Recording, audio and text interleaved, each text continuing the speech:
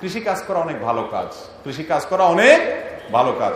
আল্লাহর জমিনে কয়েকটা শ্রেষ্ঠ পেশা যদি থাকে তার ভিতরে একটা হলো কৃষিকাজ। আমাদের নবী করিম সাল্লাল্লাহু আলাইহি ওয়াসাল্লাম স্বয়ং কৃষিকাজে অংশগ্রহণ করেছেন, খেজুর গাছ লাগিয়েছেন, বহু নবী রাসূলগণ কৃষিকাজ করেছেন।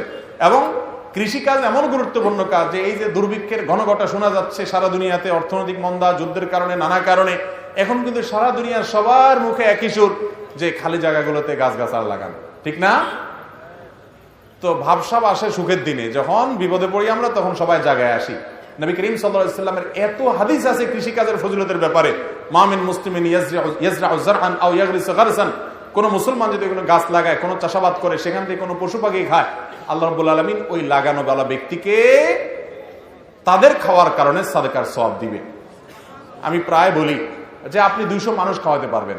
আপনারা যদি আমি বলি 200 পিঁপড়া দাওয়াত দিয়ে খাওয়ান, অথবা 200 পোকা মাকড়, 2000 পোকা মাকড়ের দাওয়াত দিয়ে একবেলা খানা খাওয়ান, দাওয়াতই তো দিতে পারবেন না আপনি, ঠিক না ভাই? ঠিক। কিন্তু এই পদ্ধতিতে সম্ভব। নবী সাল্লাল্লাহু আলাইহি সাল্লামের বাতানো পদ্ধতি কি? সেটা কিছু গাছ লাগাই দেন, অটোমেটিক দাওয়াত দেয়া লাগবে না, বিনা দাওয়াতে এসে খেয়ে যাবে, ঠিক না?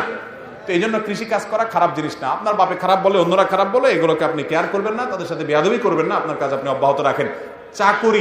চাকরগিরি করা এটার চাইতে হাতের কামাই অনেক